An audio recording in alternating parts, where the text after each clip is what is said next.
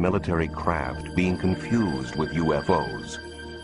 I've seen a silver flying dome in the sky that was unidentifiable. Are these sightings all in our minds?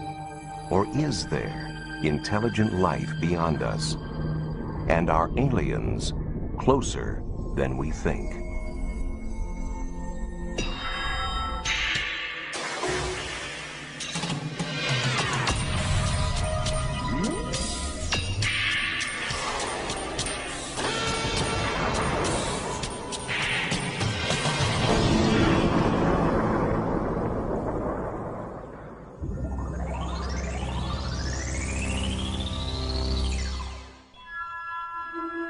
We have long been intrigued by the notion of life on other planets, and our popular culture has been filled with images of UFOs for decades.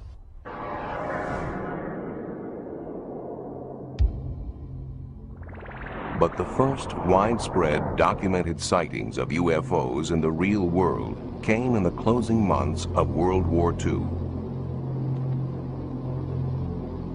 The sightings we saw were, I think, were in about in the 44, in November or December then. We'd see these balls of light that would fly off the wings of our airplane. The one I saw was like a white light. A lot of the other people reporting in it saw red lights, and some of them would see some green lights, and some of them reported that they would try to chase one while they never could catch it. We would turn into it, and it would turn with us. And we'd turn away from it, and it would still turn with us. And I put my gun sights on, trying to get on it, but I never could. We flew the British Mosquito, which was capable of 450 knots. And we opened it up a number of times and tried to close with it, and we never came anywhere close to it. The pilots dubbed these unidentified flying objects Foo Fighters, but still don't know if they were German secret weapons, optical illusions, or something else entirely. I think the book is open on whether it was imagination, hallucination, or really extraterrestrial or German ground control object, but I haven't seen anything in 50 years that changed the perception of what they were other than unidentified flying objects.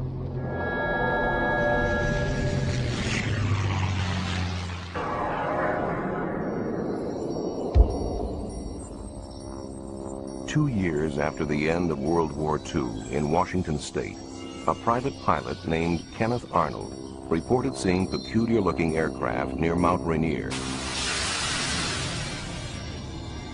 The craft appeared to wobble and flip and were flying faster than any Arnold had ever seen. Word of this sighting was spread by the press, and the term flying saucers was coined.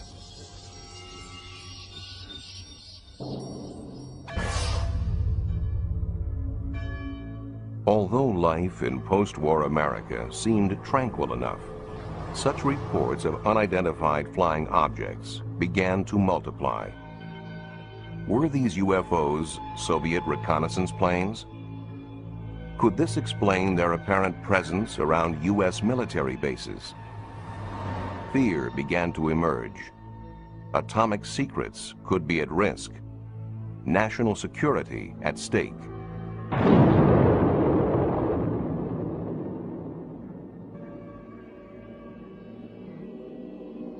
Given their potential significance, UFO reports and rare films from witnesses did not go to the police or scientists.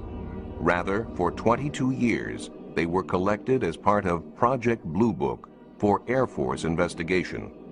The head of the project explained why. First of all, to try to determine if the UFO phenomena presents a threat to the security of the United States.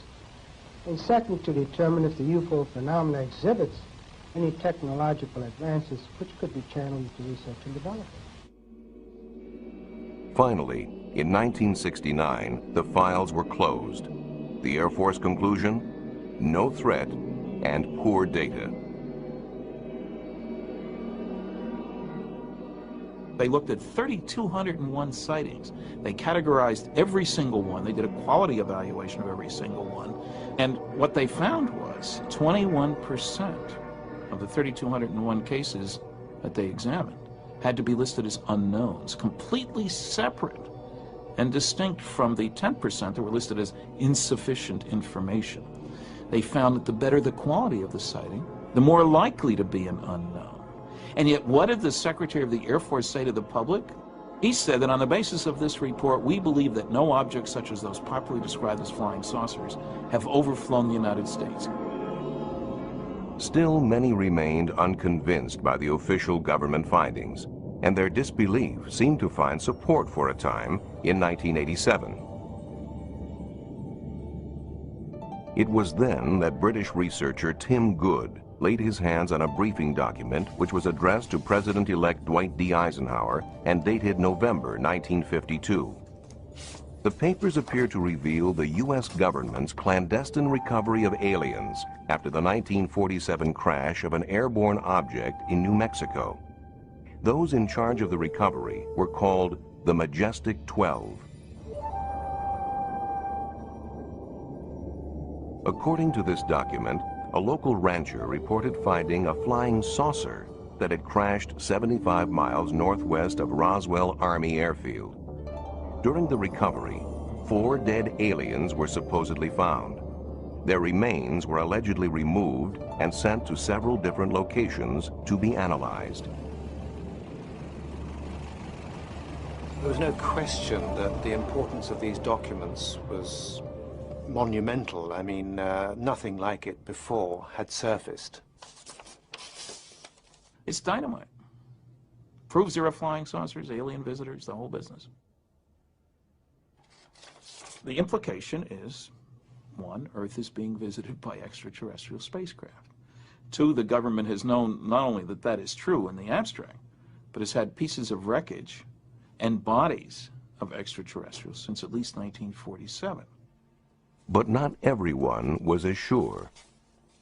Within about 10 minutes of seeing the documents, based upon my research into UFO documents up to that time, I knew these things weren't real.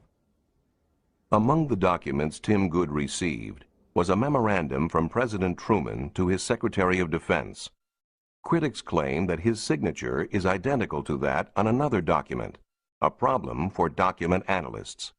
Now, anyone familiar with forensic document analysis knows that a person signing their name never signs it twice in the exact same way. And that suggested to us that the signature from the later genuine non-UFO document was cut out by the forger and pasted onto this false executive order to lend an air of authenticity to it.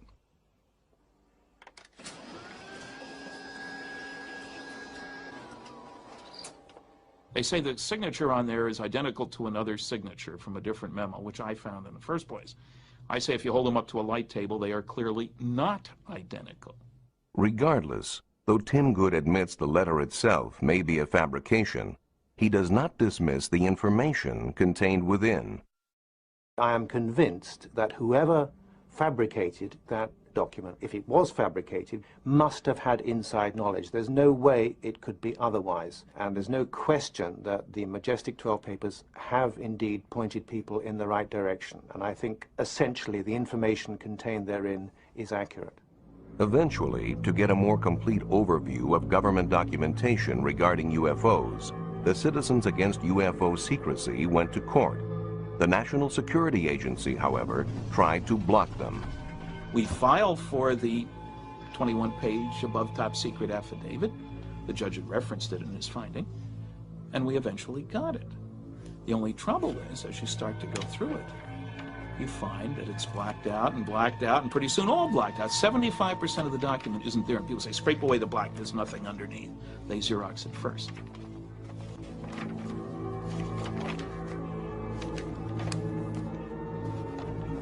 The cover-up alone is proven by the released documents. released by agencies such as the FBI, who denied any involvement in UFO research until the Freedom of Information Act showed that they'd been lying. They released 1,100 pages of documents. CIA denied any interest in the subject. Suddenly we have now, I would think, thousands of pages of UFO-related information dating back to the 1940s, which quite clearly indicates that there has been a cover-up. Certainly, the private Center for UFO Studies thinks there is validity to UFO work. Over 100,000 cases are archived there. I am convinced by over 20 years of work in this field that there is a mysterious phenomenon occurring that is being neglected by science, not by the public, but by science. And it's to science's detriment that it's doing so. Still, in other parts of the world, some scientific studies are being done on UFOs.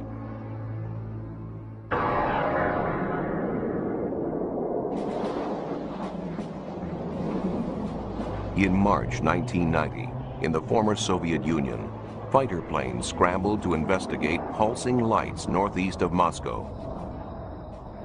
For 3.5 hours, they stalked the lights, which moved at speeds up to 3,000 miles an hour.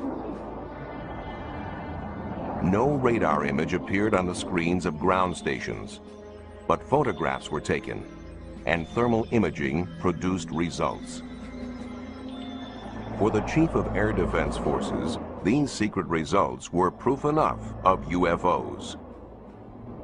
Though journalists are asking if there are other sightings, these 1990 cases were only one supported by evidence. This is the only case for which there is real proof. Nor was it ever considered that the sighting was that of a stealth bomber. We never thought it was an American stealth aircraft. The radar characteristics are not the same. Stealth behaves like a plane in terms of speed and maneuverability. UFOs are very different. The unwritten rule: do not fire on UFOs.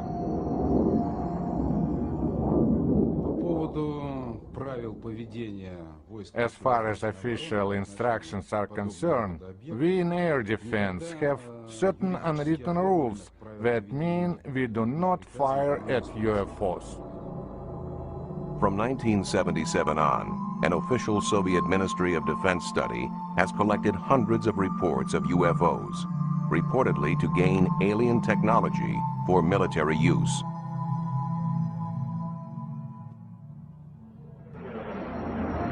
Their files list many cases. In one case, a pilot reported finding a light closing in on him, at which point his aircraft went into rapid descent. Though he landed safely, there was damage to the left wing.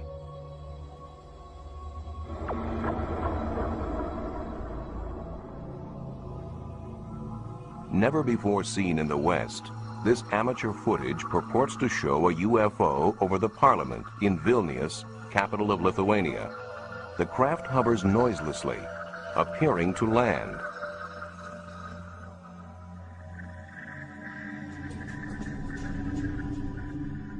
At dawn the next morning, local militia videotaped this nearby.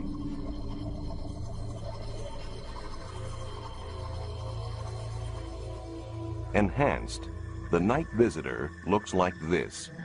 It moves unlike a normal helicopter or plane.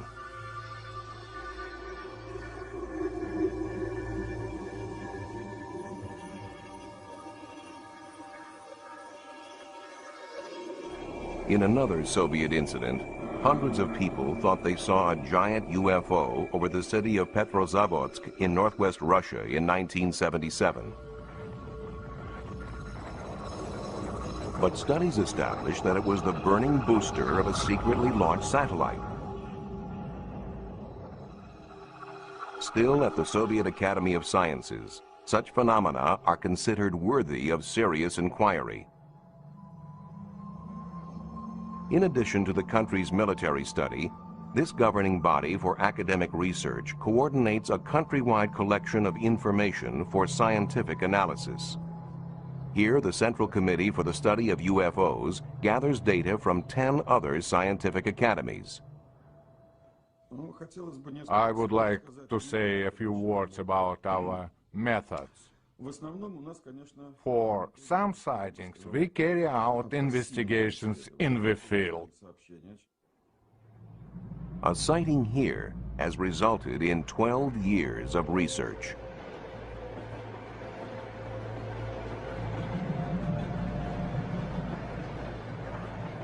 Train passengers reported seeing a UFO, a metallic craft that landed nearby. Biologist Yuri Simyakov believes there have been permanent changes to the scene. We believe this could have been a landing site. This is a very interesting place because it has such strong magnetic fields. His experiments find living creatures shun this spot. These findings are consistent with studies of other UFO sites, where the ground appears empty of all life, even microbes. Most puzzling of all, Earth samples taken from landing sites contain tiny spheres. His work has led him to conclude these spheres were extraterrestrial in origin, containing DNA, the seed of life itself. In the U.S., tests of these samples were divided. Results indicate that the spheres are either of unknown origin or common parts of groundwater filter systems. Yet some Russian researchers believe alien microtechnology is being placed here by interplanetary prowlers.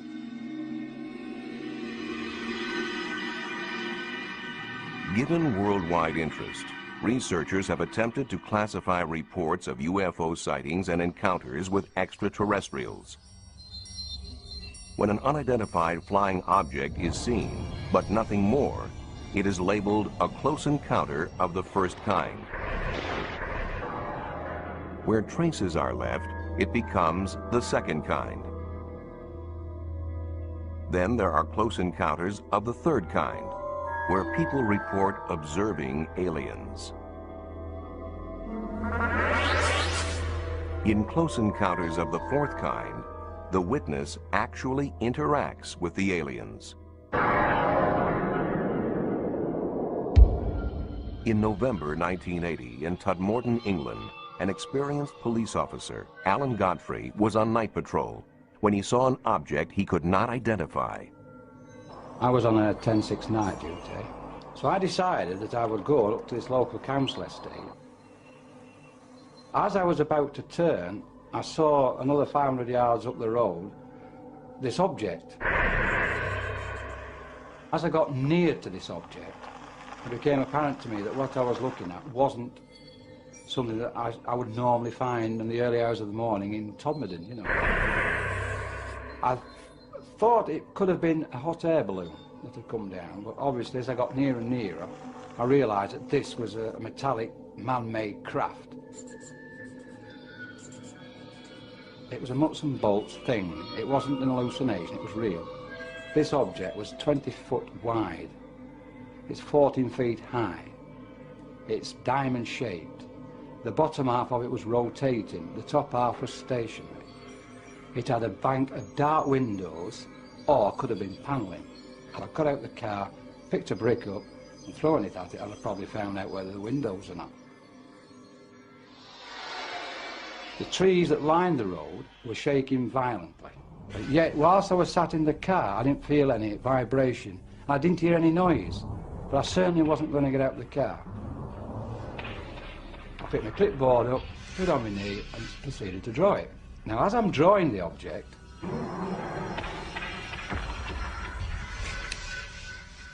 I'm suddenly at the other side of it, driving a police car. And the object had gone. Gone too was a period of time. After hypnotic regression, the officer remembered more. There's a total blackness. Then there's a feeling of floating, as though either me on my own or the vehicle, whatever, is floating. Then I wake up in a room.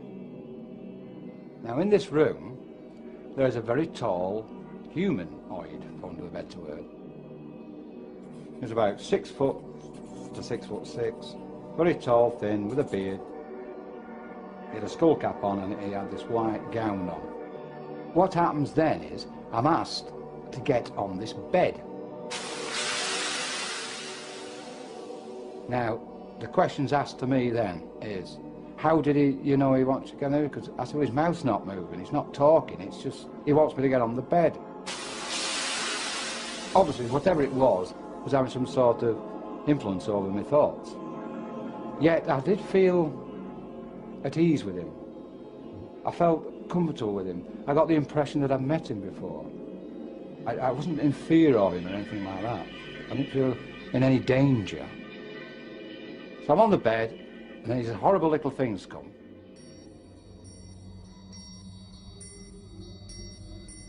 They are a lamp-shaped head with black, dark eyes. That's the best way I can describe them.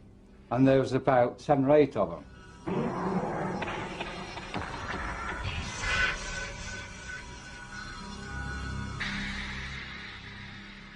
Officers nearby said they saw a light in the sky, and Alan Godfrey insists his encounter was genuine.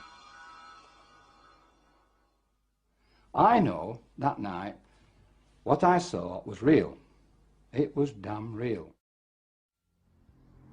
In 1974, in Llandrithlo, Wales, residents felt severe tremors. Tremors, which some felt were not naturally caused.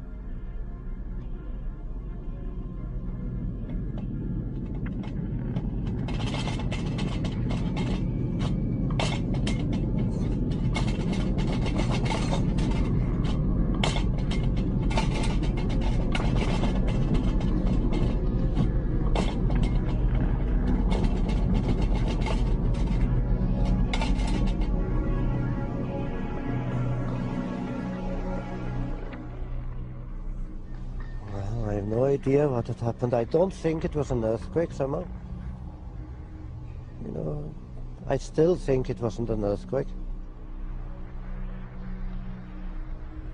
John Roberts wasn't the only one shaken that day. Hugh Edwards thought he saw a flying saucer. I saw this object come in along the mountain with the size of a bus, really. Right in the middle, two ends. Came across the mountain towards the road there. As it went over there, it dipped, and I thought it was going to crash. It dipped out of sight into the valley. Well, I'd heard so much about flying saucers, and I thought, well, this is it. And the only sound I heard of it, like a shh, going through the air. I was very surprised to see it, really.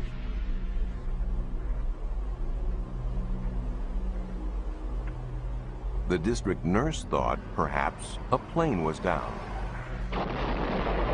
I thought there might be an air crash. Maybe as a nurse we could help giving first aid.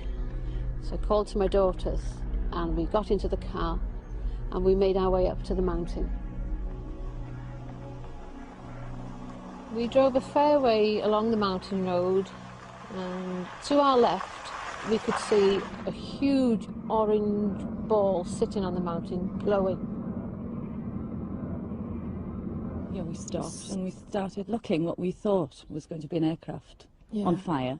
Because we'd envisaged sort of, oh God, there might be bodies if it was an aeroplane crash, and we weren't too happy at that prospect, but we were quite surprised to see this big reddish orange ball just sitting there. There were no flames and it was so uniform. The shape, the round spherical shape of it made us realise we weren't looking at an aircraft.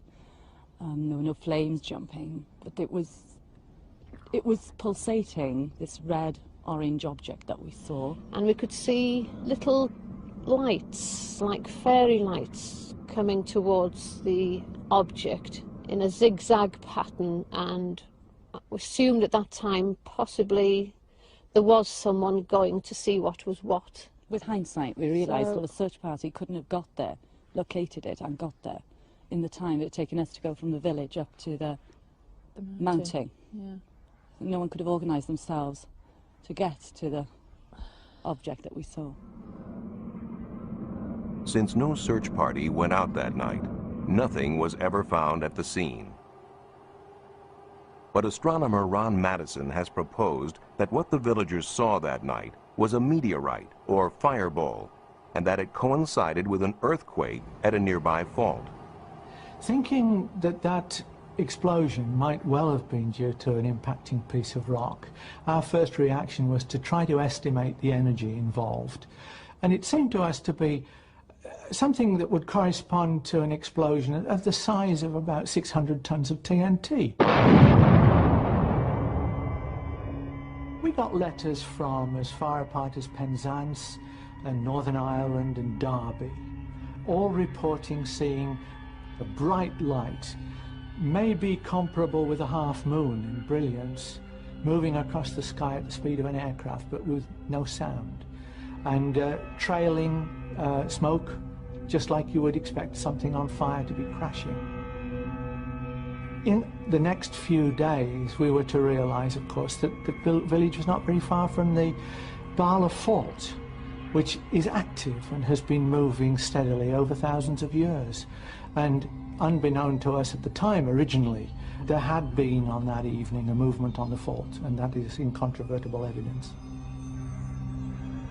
This was a coincidence. There were fireballs in the sky at the same time that there was a triggered movement along the Bala Fault.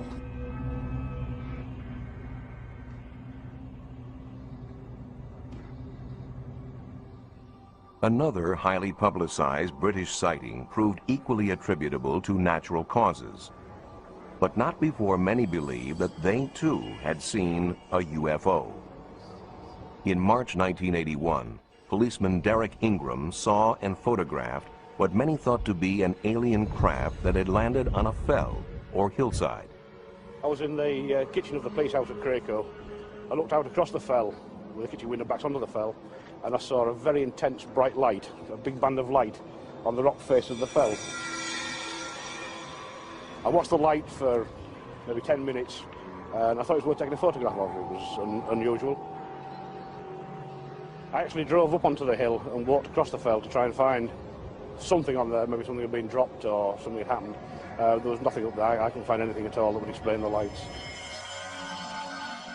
The faithful saw a finned craft with 3 lights, and as the press had a field day, researchers tried to identify the visitors. After the photographs had been taken, the negatives were given to the Yorkshire UFO Society, who spent 2 years investigating the case. They sent the negatives to Ground Source Watch in America and to a very well-known German UFO photographic analyst. Neither groups of people could come up with a satisfactory explanation, and in fact Ground Social Watch actually said snow was the best possibility for it. In 1983, the Yorkshire UFO Society went public with the case and actually claimed that it was the best evidence yet for a structured craft being sighted in the British Isles. The investigation continued, and in 1987 we'd almost given up hope of ever finding out what caused it, and I was on a weekend trip in the Dales with my wife and son and decided to stop and show them Cracoe Fell. And lo and behold, what should be staring back at me from the cliff face but the Cracoe UFO. What they found was certainly a surprise. Right, we're about 1,100 feet up a Yorkshire cliff, and this is the Cracoe UFO. It might not look like much from close up, but you can actually see the 3 balls of light on the photograph. They're created there, there and there by a complicated illusion, a mixture in fact, of white lichen, green lichen, the Yorkshire Gritstone rock, which contains quartz crystals, and the rainwater. All this, when it's illuminated at certain angles by rain or damp, it gives the illusion of 3 balls of light. Some days it can be very bright, some days it can be very dull. On the day in particular when Derek Ingram saw it, it was amazingly bright, and that's what created the feeling in him that he'd actually seen something totally unusual, even though he'd actually looked out of his window probably every day for the previous 2 years and not seen it. Though some sightings can clearly be explained by natural phenomena, UFOs continue to have a grip on the public's imagination that is not easily loosened. And there's no shortage of pranksters to capitalize on this fascination.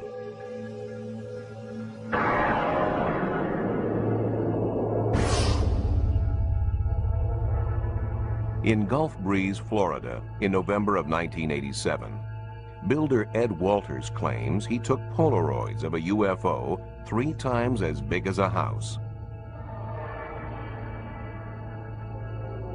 For him, it was just one of many such photo opportunities, near abductions and glimpses of aliens. Though he sold 2 books worth, Ed would not allow his photos to be included in this program.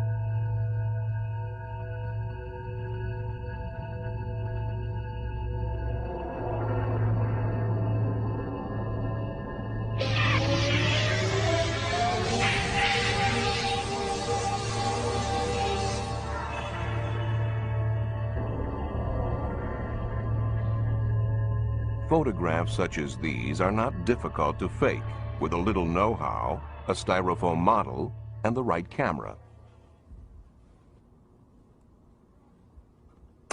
It was quite easy to reproduce these pictures. He took the majority of his early pictures, about 30 pictures, on a Polaroid 108 camera. It is very easy to double expose the film in that camera. If you don't pull the film out, you can press the button and expose that same piece of film again. You take a picture of the UFO model inside, you go outside, take a picture of the skyline, let the film develop. There you have your double exposure of a UFO flying in the sky.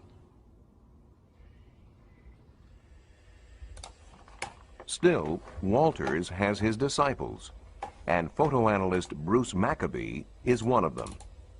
A government research physicist, Maccabee is a believer in UFOs and is the author of many scientific papers on them. I have analyzed all the films and videos that have been taken by Ed Walters. I have studied most of the videos, I guess, that have been taken by other people down there. And it's just sitting there. As far as Ed's pictures and videos are concerned, it's my opinion that they are real. I've analyzed these very carefully, taking into account all the criticisms that have been leveled against them, and have found reasons to reject the criticisms. In baseball, you get 3 strikes and you're out. For Ed Walters, in this case, strike 1 was when a model was found in the attic of his former home. Strike 2 was when a young man named Tommy Smith came forward and claimed that he was an eyewitness to Ed Walters creating double-exposed UFO pictures. Strike 3 was when we went out and did photo experiments and were able to replicate many of these photos, especially the difficult photos like the UFO hovering over the road. So my conclusion is 3 strikes and you're out. We published the first pictures of the Gulf Breeze sightings back in November of 1987, and I was trying to figure out exactly how to present them, because I tried to run everything that happened locally in Gulf Breeze. When my folks came in, and I said, "You're not going to believe what we're getting ready to run in the paper this week." And I showed them the pictures, and they said, "That's what we saw." It was primarily because of the many other people in Gulf Breeze that witnessed the UFO, both the same night that Ed first got the pictures and many times after that, that the Sentinel continued to carry the story. I have had 3 other daylight sightings and over 100 sightings at night at Shoreline Park in Gulf Breeze. I witnessed over 170 sightings.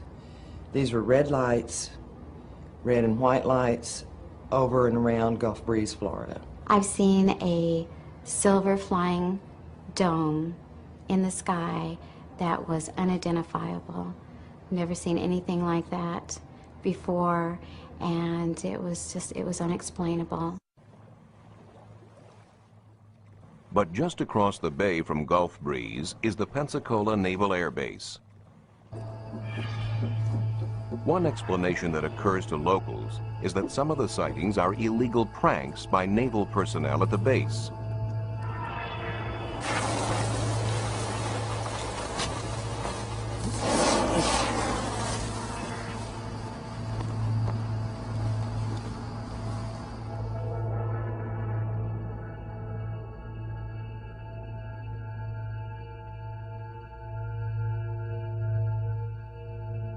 Another possibility is that actual military craft are being confused with UFOs.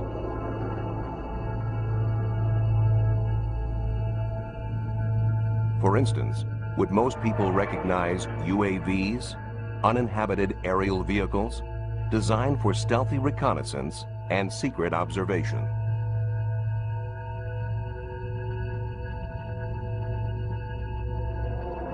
Yet despite the fact that certain sightings may be hoaxes or otherwise explained by natural or man-made phenomena, we keep on looking.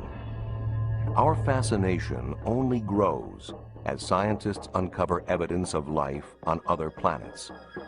It only grows as it becomes increasingly reasonable to believe we are not alone in the universe. If signs of life on Mars prove true, extraterrestrial life in general may be even more widespread.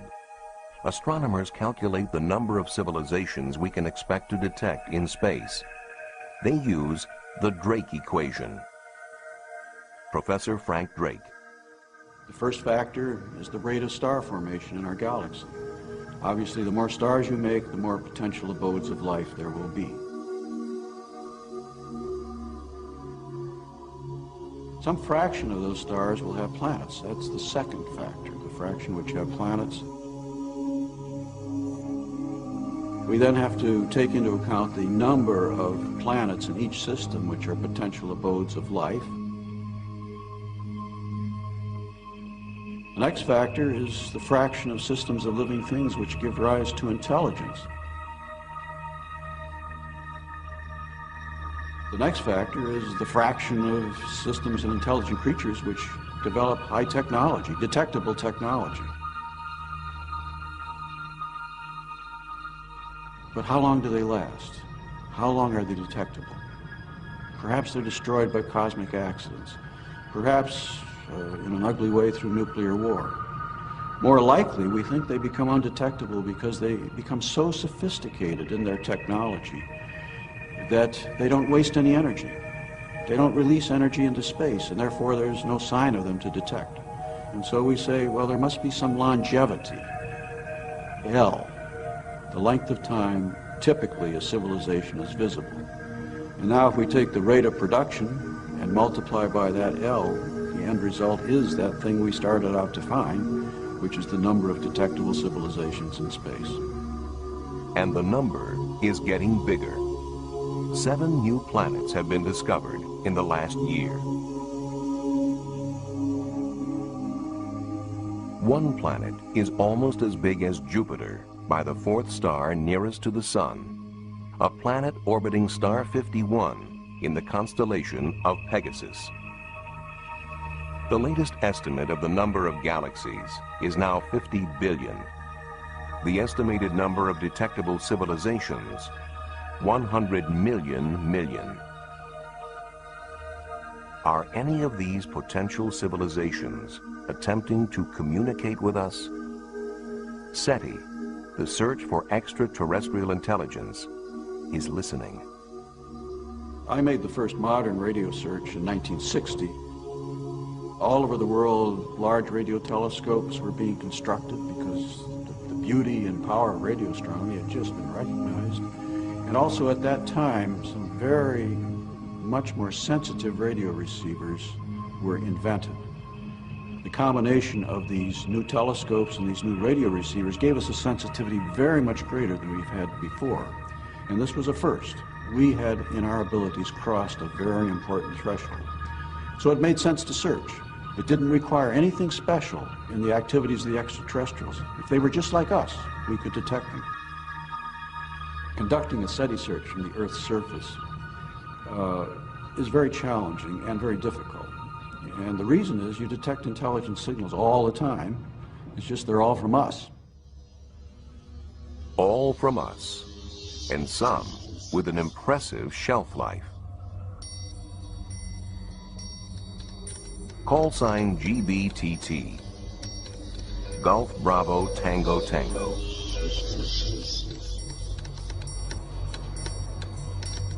Over 30 years after it was first sent, A coded wartime signal intended for the Queen Mary was received by its successor, the QE-2. The QE-2 uses the same call sign.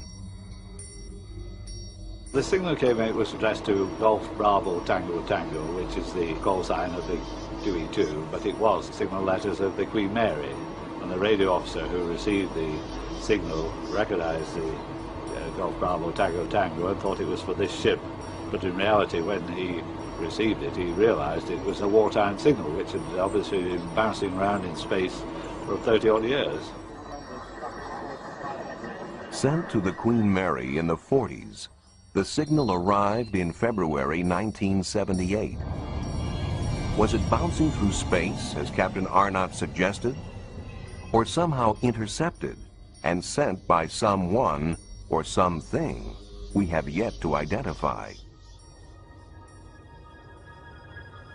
Have we ever detected an intelligent signal from another world? Jerry Amon may have. Straight from a fixed source near the center of the galaxy to Ohio State University's Big Ear radio telescope. A telescope larger than 3 football fields.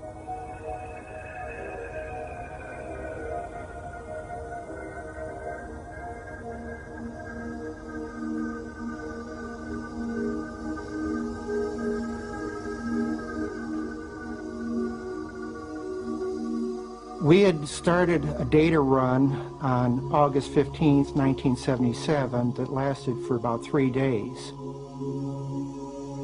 As I was looking through the printout, I was recording and marking all of those signals that were unusually strong, and I came across one that was stronger than I'd ever seen before by many times. And I was so astonished that I wrote the word "wow!" exclamation point over in the margin without even thinking.